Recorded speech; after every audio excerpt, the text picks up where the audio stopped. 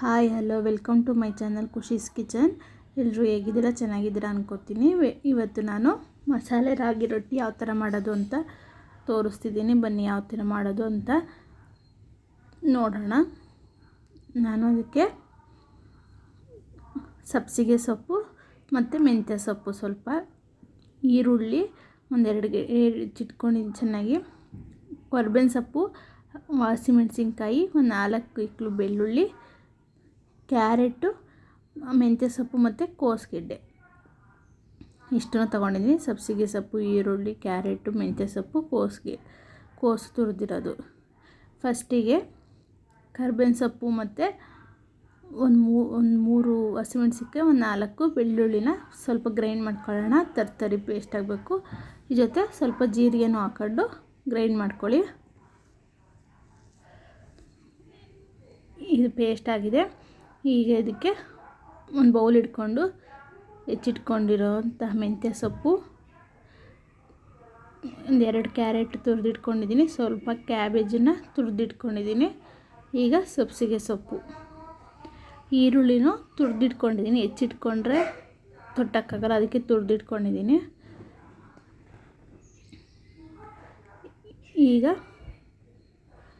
ಇದಕ್ಕೆ ನಾವು ತರ್ತರಿಯಾಗಿ ರುಬ್ಬಿದಂತಹ ಪೇಸ್ಟ್ ಹಾಕ್ಕೊಳ್ಳಿ. ಹೀಗೆಲ್ಲನೂ ನೀಟಾಗಿ ಮಿಕ್ಸ್ ಮಾಡ್ಕೊಳ್ಳೋಣ.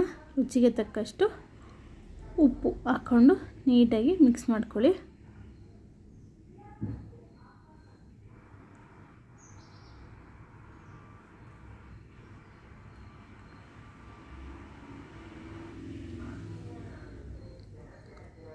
ಈಗ ಇದಕ್ಕೆ ನಾನು ಒಂದು ಬೌಲಷ್ಟು ರಾಗಿ ಹಸಿಟ್ಟು ಹಾಕ್ಕೊಂಡಿದ್ದೀನಿ. ನೋಡಿ, ಒಂದು ಬೌಲಷ್ಟು ರಾಗಿ ಹಸಿಟ್ಟು ತೊಗೊಂಡಿದ್ದೀನಿ.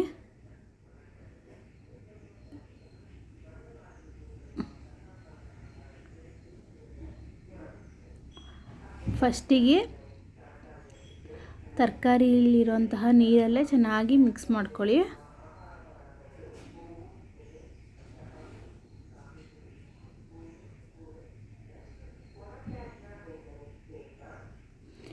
ಈಗ ಇದು ಎಲ್ಲ ನೀಟಾಗಿ ಮಿಕ್ಸ್ ಆದಮೇಲೆ ಸ್ವಲ್ಪ ಬಿಸಿ ನೀರು ತೊಗೋಬೇಕು. ಇದಕ್ಕೆ ಕಲಸೋಕ್ಕೆ ಸ್ವಲ್ಪನೇ ಹಾಕ್ಕೊಂಡು ಕಲಿಸ್ಕೊಳ್ತಾ ಬನ್ನಿ.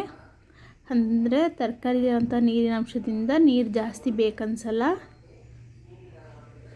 ಅದಕ್ಕೆ ಸ್ವಲ್ಪನೇ ಹಾಕ್ಕೊಂಡು ಕಲಿಸ್ಕೊಳ್ಳಿ.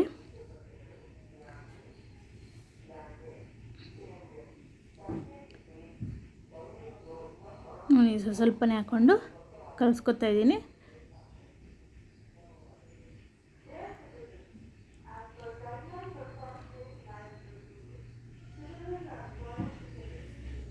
ನೀಟಾಗಿ ಕಲಸಿದ ನಂತರ ಸ್ವಲ್ಪ ಚೆನ್ನಾಗಿ ಮಿದ್ಕೊಳ್ಳಿ.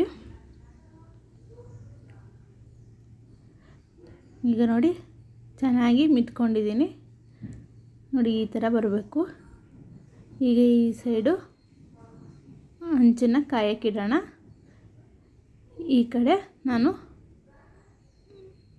ಬಟರ್ ಪೇಪರ್ ತೊಗೊಂಡಿದ್ದೀನಿ, ಅದಕ್ಕೆ ಸ್ವಲ್ಪ ಆಯಿಲ್ ಸ್ಪ್ರೆಡ್ ಮಾಡ್ಕೊಳ್ಳಿ.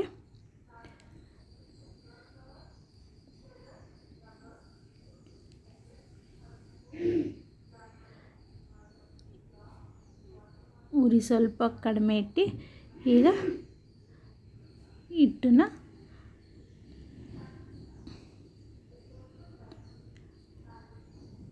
ನೋಡಿ, ಒಂದು ಉಂಡೆ ತಗೊಂಡು ನೀಟಾಗಿ ಈಗ ತುಡ್ಕೊಂಡು ಬರೋಣ.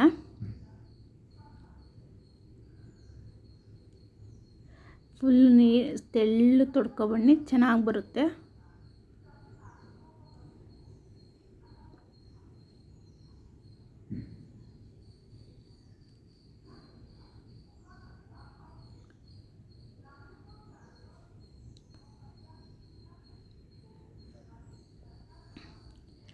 ನಿಮಗೆ ತೆಳು ಬೇಕು ಅಂದರೆ ತೆಳು ತುಡ್ಕೊಳ್ಳಿ, ಇಲ್ಲ ದಪ್ಪನೇ ಇದ್ದರೂ ನಡೆಯುತ್ತೆ ಅಂದರೆ ದಪ್ಪನೇ ತುಡ್ಕೊಬೋದು. ಯಾವ ಥರ ತುಡ್ಕೊಂಡ್ರೂ ಚೆನ್ನಾಗಿ ಬರುತ್ತೆ. ತುಂಬ ತೆಳುಗೆ ತುಡ್ಕೊಂಡ್ರು ಚೆನ್ನಾಗಿ ತಿನ್ನೋಕ್ಕೂ ತುಂಬ ಚೆನ್ನಾಗಿರುತ್ತೆ.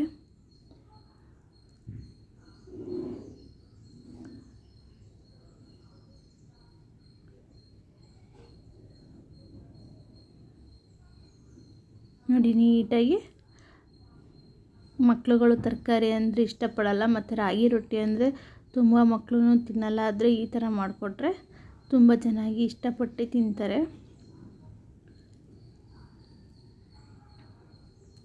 ಆರೋಗ್ಯಕ್ಕೂ ತುಂಬ ಒಳ್ಳೆಯದು. ನಾನು ತುಂಬ ತೆಳುವಾಗಿ ತುರ್ಕೋತಾ ಇದ್ದೀನಿ.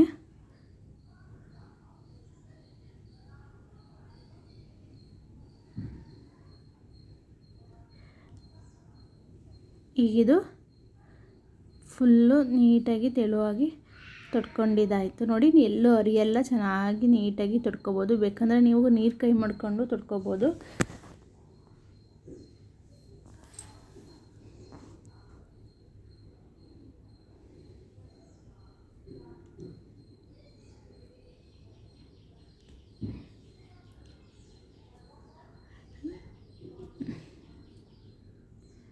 ನೋಡಿ ಫುಲ್ಲು ತೆಳುವಾಗಿ ತೊಡ್ಕೊಂಡಿದ್ದೀನಿ. ತೋರಿಸ್ತಿದ್ದೀನಿ ನೋಡಿ ಯಾವ ಥರ ಬಂದಿದೆ ಅಂತ. ಆ ಸೈಡೂ ಹಂಚು ಕಾದಿದೆ.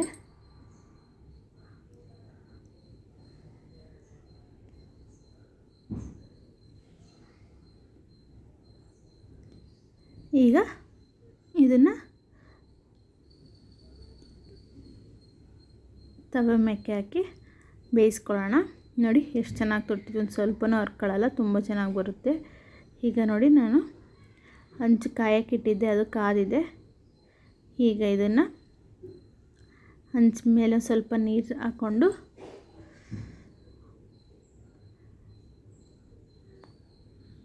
ಈಗ ತೊಟ್ಟಿದಂತಹ ರೊಟ್ಟಿನ ಅದ್ರ ಮೇಲೆ ಹಾಕ್ಕೊಳ್ಳೋಣ. ಕೊಂಡು ನೀಟಾಗಿ ಒಂದು ಸತಿ ತೊಟ್ಕೊಂಡು ಬಟರ್ ಪೇಪರ್ ತೆಗೆದ್ರೆ ಆಯಿತು, ನೀಟಾಗಿ ಬರುತ್ತೆ.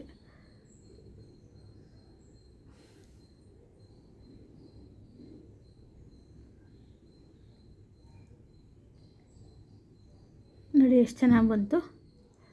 ಸ್ವಲ್ಪ ಎಲ್ಲೂ ಹರಿಯಲ್ಲ, ಅಷ್ಟು ನೀಟಾಗಿ ಬರುತ್ತೆ. ಈಗ ಇದು ಮೇಲೆ ನೀರನ್ನ ನೀಟಾಗಿ ಸರ್ಕೊಳ್ಳಿ.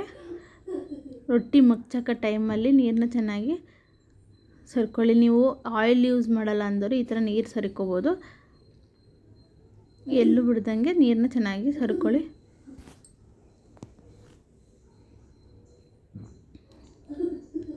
ಈಗ ಮಗ್ಚಾಕೊಳ್ಳೋಣ. ನೋಡಿ ಎಷ್ಟು ಚೆನ್ನಾಗಿ ಬಂದಿದೆ ಅಂತ, ತುಂಬ ಚೆನ್ನಾಗಿ ಬರುತ್ತೆ.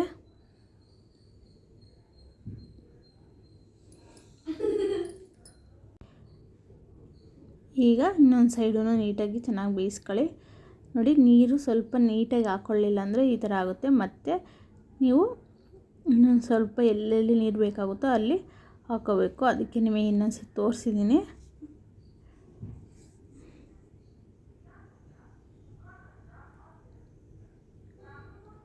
ನೋಡಿ ಈಗ ನೀಟಾಗಿ ಎಲ್ಲ ಕಡೆ ನೀರು ಸ್ಪ್ರೆಡ್ ಮಾಡಿದ್ರೆ ನಮಗೆ ಈ ಥರ ರೊಟ್ಟಿ ಬರುತ್ತೆ.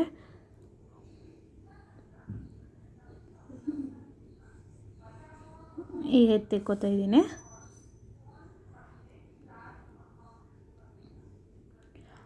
ಮತ್ತು ಇನ್ನೊಂದು ರೊಟ್ಟಿ ಹಾಕಿ ತೋರಿಸ್ತಿದ್ದೀನಿ ನಿಮಗೆ. ಇದಕ್ಕೆ ನಾನು ಆಯಿಲ್ ಹಾಕಿ ತೋರಿಸ್ತೀನಿ ನಿಮಗೆ ಆ ಥರ ಬರುತ್ತೆ ಅಂತ.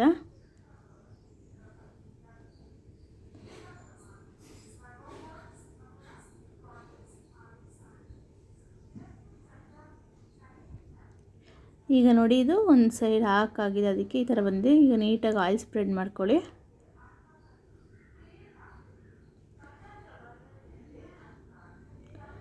ಆಯಿಲ್ ಬೇಡ ಅನ್ನೋರು ನೀರು ಸರಿಕೋಬೋದು.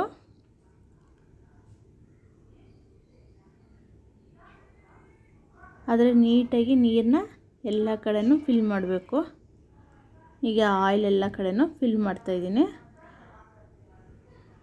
ಈಗ ನೋಡಿ ಆಯಿಲ್ ಎಲ್ಲ ಕಡೆ ಫಿಲ್ ಆಗಿದೆ. ಈಗ ಇನ್ನೊಂದು ಸೈಡು ನೀಟಾಗಿ ಬೇಯಿಸ್ಕೊಂಡಿದ್ದೀನಿ. ನೋಡಿ ಈಗ ಎಷ್ಟು ಚೆನ್ನಾಗಿ ಬಂದಿದೆ, ತುಂಬ ಚೆನ್ನಾಗಿ ಬರುತ್ತೆ. ಒಂದು ಸತಿ ಟ್ರೈ ಮಾಡಿ ನೋಡಿ. ನೋಡಿ ಅಚ್ಚಿ ಮುಚ್ಚಿ ಒಂದು 5 ಮಿನಿಟ್ಸ್ ಚೆನ್ನಾಗಿ ಬೇಯಿಸ್ಕೊಳ್ಳಿ. ನೋಡಿ ರಾಗಿ ಮಸಾಲ ರಾಗಿ ರೊಟ್ಟಿ ತುಪ್ಪದ ಜೊತೆ ಚಟ್ನಿ ಜೊತೆ ಸೂಪರಾಗಿರುತ್ತೆ ಕಾಂಬಿನೇಷನು. ಕಾಯಿ ಚಟ್ನಿ ಜೊತೆ ಮತ್ತು ತುಪ್ಪ ಹಾಕ್ಕೊಂಡು ತಿಂದರೆ ಇನ್ನೂ ಚೆನ್ನಾಗಿರುತ್ತೆ. ಒಂದ್ಸತಿ ಟ್ರೈ ಮಾಡಿ ನೋಡಿ. ಇನ್ನೂ ಯಾರು ನನ್ನ ಚಾನಲ್ನ ಸಬ್ಸ್ಕ್ರೈಬ್ ಮಾಡಿಲ್ಲ ಅಂದರೆ ಪ್ಲೀಸ್ ಸಬ್ಸ್ಕ್ರೈಬ್ ಮಾಡಿ, ಲೈಕ್ ಮಾಡಿ, ಶೇರ್ ಮಾಡಿ, ಕಮೆಂಟ್ ಮಾಡಿ.